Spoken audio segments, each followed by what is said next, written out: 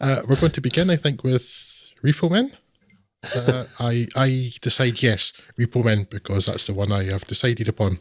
Excellent choice, sir. So, Craig, take Things it away. that sort of happen in someone's mind, maybe. Sort that of. tired old genre. I think Eric Garcia read an article about the nascent technology of synthetic organs and their potential impact on the transplant process in 2008. And I also think this was right about the same time he read an article on the origins of band names, taking particular interest in Spandau Ballet. I think this because his 2009 novel, The Repossession Mambo, quite the worst title for a book I have ever encountered in my Nelly Puff, was adapted for the screen in 2010 in the guise of Repo Men. A logical, nay prophetic interpretation of the march of late-stage capitalism, the increasingly depressingly believable plot of Repo Men revolves around artificial organs being offered on easy credit, typical APR 19%, with a 3-month grace period on missed payments before the debt collectors knock on your door. Only these debt collectors, played by Jude Law and Forrest Whitaker, are less likely to knock than they are to blow out the hinges, tasers drawn, and scalpels at the ready, because, in case the penny has yet to drop, repossessing a liver is an intrinsically more violent proposition than pulling up in a Fiat Ducato and chucking a dishwasher in the back. Not that Union Company boss Liev Schreiber cares too much about your problems. The commission on sales is pretty good, and you know you ought to sign because, well, you owe it to you owe it to your young family not to die of lung cancer. All is well in the amoral world of organ reclamation until a seemingly chance encounter with a dodgy defibrillator sees Jude Law's Remy launched arse over tit into a coma, awaking to find himself the recipient of a shiny new union heart. In case you hadn't guessed, your heart may be at risk if you do not keep up repayments on your heart. A fact not lost on Remy, or indeed Whitaker's Jake, who, in time-honoured fashion of the classic Jobsworth, is willing to set aside a couple of decades of friendship to toe the company line and pursue his former colleague when he can't keep pace with his payments.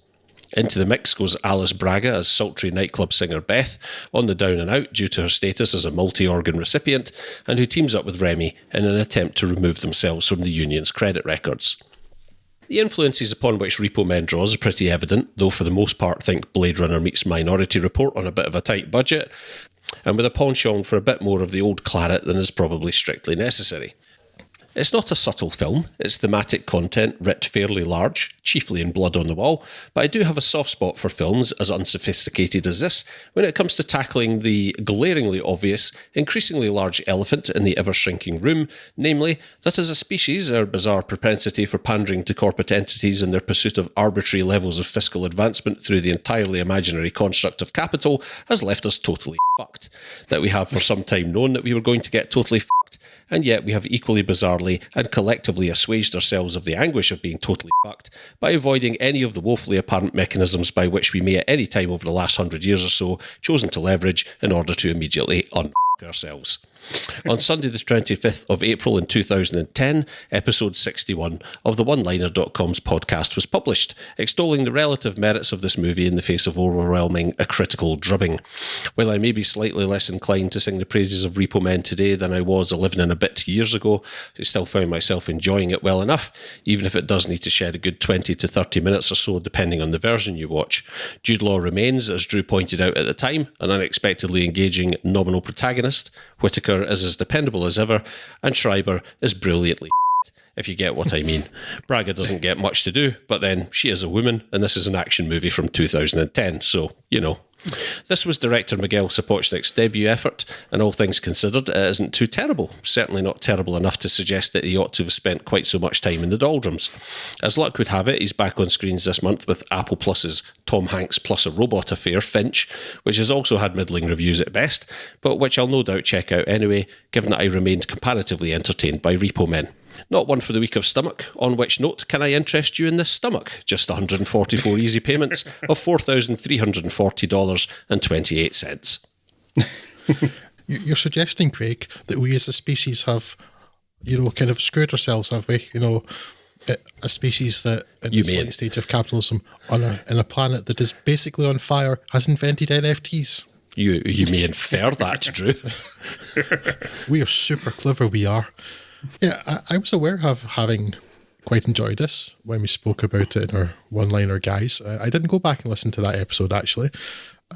But having watched this again a few days ago, I kind of came to the conclusion that former Drew was an idiot because I did not enjoy it this time at all. It's weird, though. Some of the, well, it's like seems some of the more far-fetched stuff is actually the easier to believe stuff. Mm-hmm. Like the fact that people are being left to die while they take these organs out of them, and all this credit is being offered to anybody and everybody because that's all they care about is the interest and things. Because in our late stage capitalist society, in particular the United States, that's entirely believable in a country whose corrupt and amoral and completely broken healthcare system sees people literally begging people not to call them an ambulance, even while they're dying, because they can't afford the ambulance. So that chunk of this film seems entirely cromulent. The rest of it, though, because I'm watching this thinking, how many people need transplants exactly?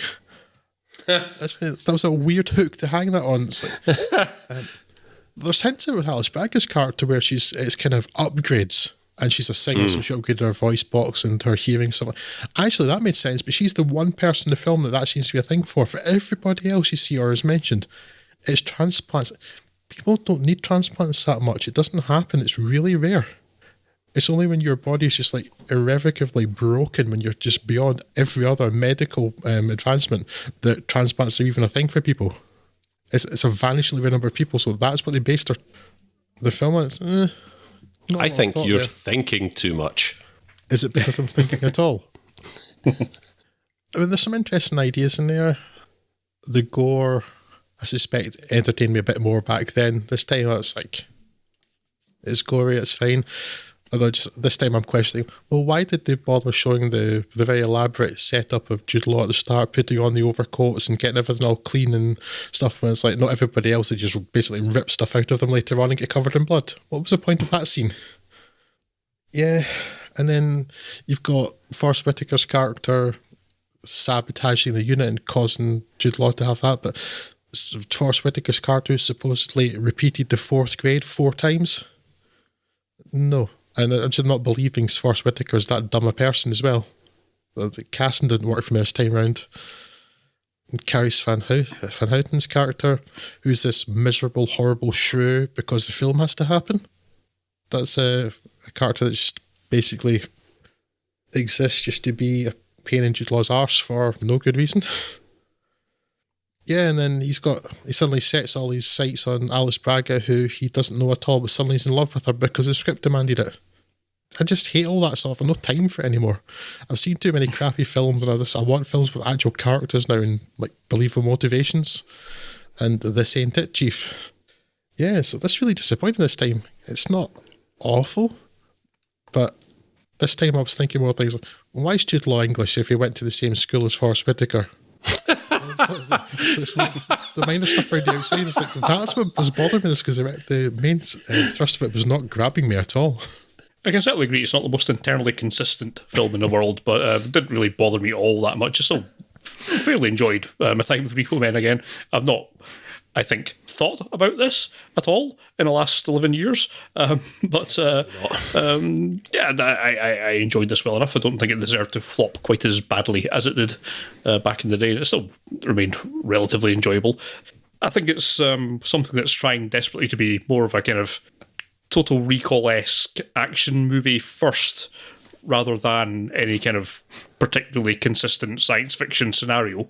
It has enough kind of flavour to it to kind of keep me entertained and dragged along in it. But yes, it's primarily more about chasing and Jude Law's central performance, which is probably, I think, just enough to keep this film on the straight and narrow and to keep me engaged enough with it. But yeah, I'm certainly not going to go to bat for it being either in any way game-changing or, as you say, even remotely internally consistent. But I don't think still it is anything like as dire as its reception was given to be. And it'll be interesting to see what Sapochnik's back on with on the big screen. Obviously, he's done a fair amount of fairly high-profile television stuff in intervening time. So, we'll see. I don't think Finch has Finch. Finch. I don't believe it has particularly great reviews, but well, you'll get to hear our opinions on that in a mere 10 days. So yes, stick around for that. Talking of consistency, internal consistency, though, Scott, the tone.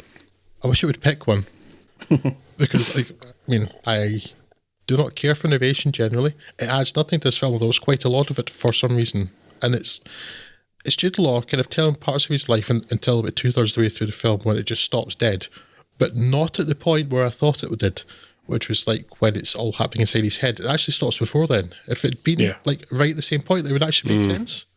But no, it doesn't. It just it stops at 2/3 of the film, thirds of the way through the film. Before that, he's narrating stuff. It's like, for those keeping count, this will be the 4th time I've been knocked unconscious. But then surrounded either side of that by people having organs ripped out of their body and then being left to die. It's a laugh riot.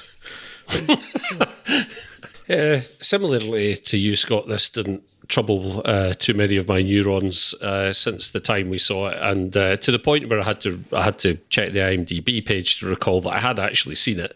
But then going back and listening to a review of it, and imagine that, an episode of the podcast covering 4 films that lasted 16 minutes, including introductions and outros. Those were the days. So yeah, it was fun then. I thought it was relatively fun now. Am I ever going to watch this again? Probably not. No. But I'm not going to tell anyone else not to watch it if they've got 2 hours spare and I don't know, they just fancy something a bit different. I think it's got the good grace to have a bit of a sense of humour about itself, which is kind of essential when you're dealing with this kind of thing, I think. But yeah, it's kind of not necessarily here or there, but it's entirely competent. It's got moments of fun. It's got a very halfway decent old boy-esque corridor fight scene towards the end, but ending in hammer violence, which I always appreciate. Yeah, absolutely. Not enough action for something billing itself to be predominantly an action film, and certainly I think it was the unrated version I watched, which is 10 minutes or something longer than the theatrical version, but there wasn't anything there that I recalled not seeing in the cinema. I don't think there's any sort of crucial material added. Right. So if you've got the choice between the theatrical and the unrated version, I'd say watch the theatrical and save yourself 10 minutes because this film takes quite a while to get going. But yeah, not terrible. See, I don't think it's terrible's word I'd use, but vastly more down it now than I was before. And from what you're saying, from having listened to that episode, you're backing up my own thoughts here. That I quite enjoyed it back then, but now you did. I'm just left more puzzled by the utility of it, and particularly the whole point of that last quarter probably of the film is happening inside Jude Law's character's head. Why? What was that saying? How was that useful or entertaining? It just felt like, well, this will be a funny twist to put on the end, won't it? And everything that happens in that section is also kind of stupid, because the moment it happens, suddenly there's like 100 people appear and get mowed down.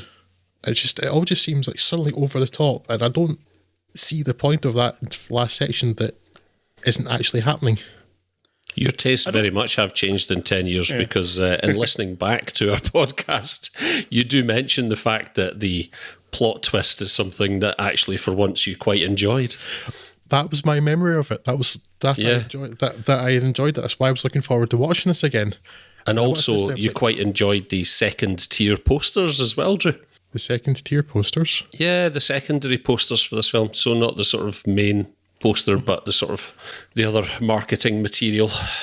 That's possible, because I hate all modern movie posters apart from like 1 in 1,000, because they're all garbage and all the same film, all the same posters. It's a multiple of men with guns. Every film that comes out is even vaguely large budget has at least one version of the poster which is the same as every Star Wars poster's been since 1977. You know, that sort of vaguely faces stacked up on top of each other. Yeah. The face pile. Of those. I hate it. No, just this time I'm watching like, well, what's the point of this twist? What is it saying? What's its utility? It's like, I guess that was a fun thing to try. Okay, no, it's doing nothing for me now. Yeah, I don't know if it's necessarily saying anything. It's kind of fun in the way that when it starts sort of cranking itself up to being, very silly rather than just silly. That kind of is retrospectively made sense of by the twist. But in terms of actually saying anything about anything, I don't necessarily think that it does, other than it would just be a cool little twist they thought would work. And still did, to me at least. So I think it's just life. I don't want other people to have not enjoyed it. Apparently you two. I was just... well, yes, you do. You heartless beast. Well, I didn't really want to, but yes, you're right. Yes. Suffer like me did. At least have the decency to own it, Drew. I think for me the big difference between 10 years ago and now is that 10 years ago I'd look at a piece of pop culture material like this and go, yes, I know. Doesn't it look like an inevitable trajectory? But thank goodness we're creatures of reason and we can see this sort of stuff far enough in advance. We will take measures to avoid it. Whereas now you watch this film and go, yeah, we know. It's like, yes. Yep. Frightening documentary consideration there. Yep. Yeah, absolutely.